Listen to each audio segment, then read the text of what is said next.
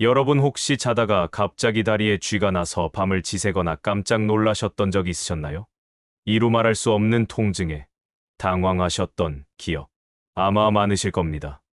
많은 분들이 이런 경험을 그냥 근한 일로 넘기지만 사실은 몸이 경고를 보내는 신호일 수 있습니다. 물 좀 마시면 괜찮아지겠지 하고 다시 자려 했던 분도 계실 테고, 나이 들면 그런 거라고 아무렇지 않게 넘기셨던 분들도 계시겠죠. 하지만 오늘 이 영상에서 말씀드릴 내용을 듣고 나시면 지금껏 나의 탓이라 생각하고 넘기셨던 그 증상이 사실은 몸 안의 혈액순환에 문제가 생겼다는 신호, 심지어 생명을 위협할 수 있는 위급한 전조일 수 있다는 사실을 아시게 될 겁니다. 다리에 반복적으로 쥐가 나는 증상은 단순한 근육 문제로 끝날 수 있는 경우보다 오히려 심각한 순환기, 질환 이상으로 이어질 수 있는 위험 신호로 봐야 한다는 것입니다. 최근 저희 병원 응급실에도 다리에 자주 쥐가 나고 부기가 생겼다는 76세 어르신이 오셨습니다. 정밀 검진 결과는 심부 정맥 혈전증, 조금만 늦었더라면 폐로 혈전이 퍼져 생명을 위협하는 폐색전으로 발전할 수 있었던 상황이었습니다. 이처럼 단순한 근육 경련처럼 보이는 증상도 그 이면에는 반드시 짚고 넘어가야 할 건강의 경고 등이 숨겨져 있습니다. 통계에 따르면 60세 이상 시니어 3분 중 1분은 자다가 다리에 쥐가 나서 놀란 경험이 있다고 합니다. 하지만 대부분의 분들이 이를 대수롭지 않게 여기고 정작 중요한 건강 신호를 놓치고 계신 건 아닐까요? 그래서 오늘 영상에서는 단 한 번이라도 다리에 쥐가 난 적 있으신 분들이라면 꼭 알고 계셔야 할 중요한 정보들을 안내해 드리겠습니다. 이 영상 하나면 오늘 밤부터라도 훨씬 편안한 잠자리를 준비하실 수 있을 겁니다. 지금부터 차근차근 60대 분들의 눈높이에 맞춰 하나씩 알려드리겠습니다. 영상 시작 전에 한 가지 부탁드립니다. 구독과 좋아요, 알림 설정을 해주시면 앞으로도 시니어 건강에 꼭 필요한 정보를 제공할 수 있도록 더욱 힘쓰겠습니다. 여러분의 작은 클릭 하나가 저에게 큰 힘이 됩니다. 그럼 이제 본격적으로 다리에 쥐가 나는 이유부터 하나하나 짚어보겠습니다. 이유를 제대로 아는 것만으로도 예방과 대처에 큰 도움이 되거든요. 보통은 근육이 놀랐겠거니라고 생각하거나 전해질이 부족하다고 막연히 생각하시는 경우가 많지만 사실은 우리 몸에서 보내는 아주 구체적이고 중요한 이상 신호일 수 있습니다. 다리에 쥐가 나는 원인은 대표적으로 3가지입니다. 첫 번째는 부적절한 취침 환경입니다. 침실 온도가 너무 낮거나 너무 꽉 끼는 잠옷이나 양말 착용 등이 혈액 순환을 방해하여 야간 경련을 유발할 수 있습니다. 두 번째, 영양소 결핍입니다. 특히 마그네슘, 칼슘, 나트륨의 불균형은 근육과 신경의 정상적인 기능을 방해합니다. 과도한 다이어트나 불규칙한 식습관, 알코올 과다 섭취가 주요 원인이 됩니다. 세 번째, 신경계의 문제입니다. 척추 협착증, 디스크 질환, 말초신경병증 등으로 인해 다리로 가는 신경 신호에 이상이 생기면 근육이 불규칙하게 수축하여 경련이 나타날 수 있습니다. 네 번째, 근육 피로와 과로입니다. 장시간 서 있거나 평소보다 많은 신체 활동을 했을 때 근육의 젖산이 축적되면서 갑작스러운 수축이 일어납니다. 특히 중년 이후에는 근육 회복력이 떨어져 작은 활동에도 쉽게 피로가 누적됩니다. 지금부터는 다리에 쥐가 나는 걸 미리 막을 수 있는 가장 효과적인 생활 속 예방 습관을 알려드리려고 합니다. 사실 응급실에 오시는 많은 어르신들께 제가 가장 많이 드리는 말씀이 바로 이겁니다. 지금도 물론 대처할 수 있지만 미리 예방하시면 훨씬 더 편하게 지내실 수 있어요. 그리고 이건 절대 어렵거나 특별한 노력이 필요한 게 아닙니다. 지금 이 순간부터 실천할 수 있는 작지만 강력한 습관들이죠. 첫째, 바른 수면, 자세 유지하기. 잘 때 다리 자세 하나만 바꿔도 쥐 나는 횟수를 확 줄일 수 있습니다. 기본은 무릎을 곧게 펴고 다리를 편안하게 뻗은 자세입니다. 가능하면 발끝이 아래로 꺾이지 않게 해주시고 무거운 이불보다는 가볍고 유연한 소재를 선택해주세요. 또한 발밑에 작은 쿠션이나 접은 수건 하나를 받쳐주면 혈액이 다리에서 심장 쪽으로 잘 돌아가서 훨씬 편하게 주무실 수 있습니다. 72세 박영호 어르신은 나는 평생 쭈그려 자는 게 편했어 하셨지만 일주일 동안 자세만 바꾸고 나서부터는 쥐나는 일이 확 줄었어요. 라고 말씀하셨습니다. 베개의 높이도 중요합니다. 너무 높거나 낮으면 척추 정렬이 틀어져 전체적인 혈액 순환에 영향을 줄 수 있습니다. 목과 어깨가 편안한 높이로 조절하시고 옆으로 누워 자시는 분들은 다리 사이에 작은 베개를 끼우시면 골반과 다리의 정렬이 좋아집니다. 둘째, 자기 전 스트레칭 5분입니다. 잠자리에 들기 전에 5분만 투자해서 가볍게 다리 스트레칭을 해보세요. 근육이 이완되고 혈액 순환이 좋아져서 쥐 예방에 탁월한 효과가 있습니다. 제가 가장 자주 추천드리는 동작은 다음과 같습니다. 벽 밀기 스트레칭으로 벽에 손을 대고 한쪽 다리를 뒤로 쭉 뻗어 종아리를 늘려 주기 30초씩 해주세요. 이때 뒤쪽 발 뒤꿈치가 바닥에서 떨어지지 않도록 주의하세요. 앉아서 발끝 당기기, 의자에 앉아 발끝을 천천히 몸쪽으로 당기기 30초씩. 무릎 관절이 불편하신 분들도 쉽게 할 수 있는 동작입니다. 발목 돌리기도 좋습니다. 침대에 누워 발목을 시계 방향, 반시계 방향으로 각각 10회씩 천천히 돌려주세요. 이 동작은 종아리 근육뿐만 아니라 발목 주변의 작은 근육들까지 모두 풀어줍니다. 68세 김재호 어르신은 이 세 동작만 2주간 매일 했는데 정말 쥐 나는 횟수가 뚝 줄었어요. 이렇게 간단하지만 정말 효과가 좋아요라고 하셨습니다. 평상시 할 수 있는 간단한 다리 운동들을 소개해드리겠습니다. 발가락 구부렸다, 펴기 10회. 발목 위아래로 움직이기 20회. 앉은 자세에서 다리 들어 올리기 10회. 종아리 근육 의식적으로 수축시키기 10회. 이런 작은 움직임들이 혈액이 심장으로 돌아가는 것을 도와주고 근육의 산소와 영양분이 잘 공급되도록 합니다. 자, 예방이 아무리 중요해도 살다 보면 갑자기 자다가 혹은 외출 중에 다리에 쥐가 나는 경우가 생깁니다.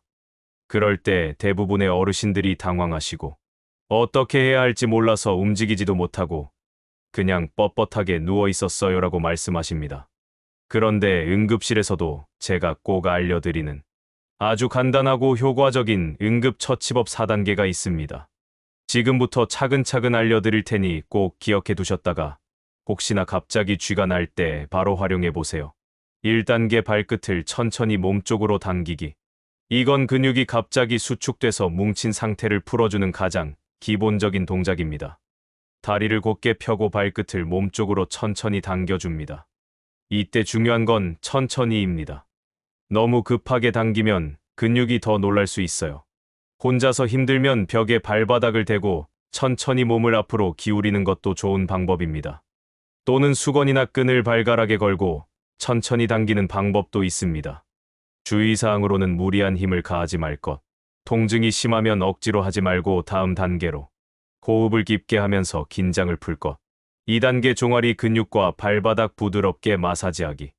발끝 당기기로 급한 통증이 조금 가라앉았다면 이번엔 종아리와 발바닥을 천천히 아래에서 위로 마사지해 주세요.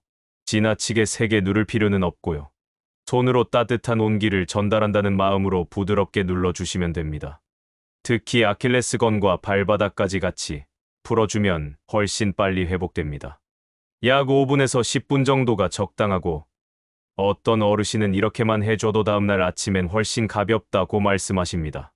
마사지 포인트로 종아리 뒤쪽 중앙부터 시작해서 아킬레스건 양쪽으로 손가락 마사지, 발바닥 중앙 움푹한 부분 지압 발가락 하나하나 가볍게 마사지. 3단계, 승산혈 지압하기. 이건 조금 생소하게 느껴지실 수 있지만 실제로 아주 효과가 좋은 방법입니다. 종아리 뒤쪽 중앙에서 가장 볼록한 부분, 그 지점에서 손가락 2마디 아래, 거기가 바로 승산혈이라는 지점인데요. 이곳을 엄지손가락으로 꾹꾹 눌러줍니다. 한 번 누를 때 3초간 꾹, 1초 쉬고 다시 3초 누르기, 5번 반복해주세요. 이게 아프면서도 시원한 느낌이에요. 하시는 분들이 많습니다. 너무 세게는 말고 참을 수 있는 정도로 꾸준히 눌러주세요. 지압을 마치고 나면 경직된 근육이 훨씬 부드러워지는 걸 느끼실 수 있을 겁니다. 승산혈 찾는 법은 종아리 뒤쪽에서 가장 두툼한 부분 찾기. 그 지점에서 손가락 폭 2개만큼 아래로 살짝 움푹한 느낌이 드는 지점. 누르면 다리 전체로 퍼지는 느낌. 4단계, 따뜻한 찜질로 마무리하기. 마지막 단계는 온찜질입니다. 뜨겁지 않은 따뜻한 수건이나 찜질팩을 쥐가 났던 부위에 10분에서 15분 정도 올려두세요. 이렇게 하면 근육이 더 빠르게 이완되고 남은 통증도 서서히 가라앉게 됩니다. 주의하실 점은 너무 뜨겁게 하시면 화상의 위험이 있으니까 손등으로 살짝 확인했을 때 따뜻하다는 느낌이 드는 정도로 조절해 주세요. 핫팩이 없다면 깨끗한 수건을 따뜻한 물에 적셔서 사용하셔도 괜찮습니다. 찜질 시 주의사항으로 온도는 4045도 정도가 적당, 15분 이상 지속적으로 대지 말 것. 피부가 빨갛게 되면 즉시 중단. 당뇨병 환자는 온도 감각이 둔할 수 있으니 더욱 주의해 주세요.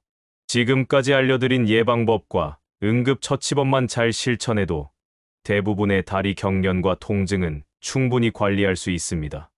하지만 어떤 경우에는 절대 그냥 지나가겠지 하고 넘기시면 안 됩니다. 왜냐하면 다리에 반복적으로 쥐가 나는 증상이 단순한 노화 현상이 아니라 생명을 위협할 수 있는 질병의 신호일 수 있기 때문입니다. 실제로 병원에서는 다리에 쥐가 자꾸 나요 하고 오셨다가 응급 상황으로 바로 입원하는 경우도 종종 있습니다. 그럼 어떤 증상이 나타나면 무조건 병원에 가야 할 정도로 위험한 상태일까요? 첫째, 한쪽 다리가 갑자기 붓고 뜨거워질 때, 붓기, 열감, 그리고 피부색이 붉게 변하는 증상이 함께 나타나면 심부 정맥 혈전증, 즉 혈관 속에 피떡이 생겼을 가능성이 있습니다. 이 피떡이 폐로 올라가면 폐색전증이 되어 숨쉬기 어려워지고 생명까지 위험해질 수 있습니다. 특히 평소 쥐가 자주 나던 분이 어느 날 갑자기 붓기까지 생기면 그건 경고 신호입니다. 바로 병원으로 가셔야 합니다. 심부 정맥 혈전증의 추가 증상을 확인해 보세요. 다리를 만지면 단단하고 뜨거운 느낌, 걸을 때 통증이 더 심해짐, 피부가 광택이 나면서 팽팽해짐, 발목이나 종아리 둘레가 평소보다 굵어짐, 최근 장시간 비행기를 타셨거나 수술을 받으셨거나 오랜 시간 침대에 누워 계셨던 분들은 특히 주의가 필요합니다. 둘째, 쥐가 풀린 후에도 통증과 뻣뻣함이 몇 시간 이상 계속될 때입니다. 보통은 쥐가 났다가 풀리면 10에서 20분이면 근육이 정상으로 돌아옵니다. 그런데 몇 시간 또는 하루 이틀이 지나도 여전히 뻣뻣하고 아프다면 근육염, 신경 손상, 혹은 혈관 문제일 수 있습니다. 이런 경우는 반드시 진료를 받아서 원인을 확인하셔야 해요. 특히 근육을 만졌을 때 딱딱하거나 힘이 들어가지 않거나 감각이 이상하다면 더욱 빨리 병원에 가셔야 합니다. 셋째, 다리가 창백하거나 차가워지고 감각이 둔해질 때 손으로 만졌더니 얼음처럼 차갑다. 감각이 이상하게 무디다. 이건 다리로 가는 혈액 순환이 급격히 떨어졌다는 신호일 수 있습니다. 특히 갑작스럽게 이런 변화가 생겼다면 급성 동맥 폐색이라는 응급질환 가능성이 있으니 절대 지체하지 말고 응급실로 가셔야 합니다. 급성 동맥 폐색의 오피 증상으로 통증, 창백함, 맥박, 소실, 감각, 이상, 마비. 이 중 2개에서 3개 이상 해당되면 즉시 응급실로 가야 합니다. 6시간 이내에 치료받지 못하면 다리를 절단해야 할 수도 있습니다. 넷째, 쥐가 날 때 함께 숨이 차거나 가슴이 아플 때, 다리에 쥐가 난 직후 갑자기 숨쉬기 어렵다. 가슴이 뻐근하다. 이건 폐로 피떡이 올라갔다는 신호일 수 있습니다. 폐색전증은 생명을 위협하는 응급 상황입니다. 이런 경우는 119에 바로 연락하셔야 하고 스스로 움직이시기보다 도움을 요청하셔야 합니다. 폐색전증의 추가 증상으로는 갑작스러운 호흡곤란, 가슴 통증, 특히 숨을 들이마실 때, 기침, 때로는 피가 섞임, 빠른 심박수, 질신하거나 어지러움. 다섯째, 쥐가 자주 나면서 다리 힘이 약해지거나 마비되는 느낌이 들 때, 예를 들어 걷다가 자꾸 다리가 휘청거린다. 감각이 둔해지고 잘 느껴지지 않는다. 이건 척추 신경이 눌렸거나 신경이 손상된 상태일 수 있습니다. 이 경우에는 MRI 등 정밀 검사가 필요하고 조기에 발견하면 회복이 가능하지만 늦어지면 마비로 이어질 수도 있기 때문에 반드시 진료를 받아야 합니다. 신경 손상의 추가 신호로는 발가락을 들어 올리기 어려움, 계단을 오르내리기 힘듦, 발목에 힘이 들어가지 않음, 발바닥이나 발등의 감각 저하, 걸을 때 다리를 끌듯이 걷게 됨. 이제 마지막으로 시니어분들이 가장 자주 물어보시는 질문들 몇 가지를 정리해서 답변드리고 오늘 영상의 핵심도 다시 한번 정리해 드릴게요. 첫 번째 질문 운동을 하면 오히려 다리에 쥐가 더 잘 나는 거 아닌가요? 갑작스럽고 무리한 운동은 쥐가 날 수 있습니다. 하지만 규칙적이고 적당한 운동은 오히려 근육을 강화해서 쥐를 예방해 줍니다. 운동 시 주의사. 운동 전후엔 꼭 스트레칭 해주세요. 물과 전해질 보충도 꼭 잊지 마시고요. 처음에는 가벼운 강도로 시작해서 점진적으로 늘려가세요. 수영, 걷기, 요가 같은 저강도 운동을 추천합니다. 두 번째 질문, 바나나가 예방에 진짜 도움이 되나요?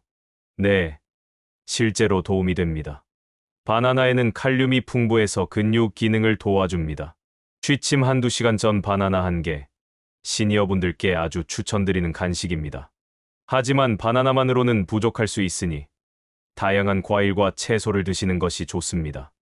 특히 당뇨병이 있으신 분들은 바나나의 당분도 고려해서 적당량만 드세요. 세 번째 질문, 승산혈 지압은 매일 해도 괜찮나요? 내 예방 차원에서 하루 한두 번 부드럽게 지압해 주시면 좋습니다.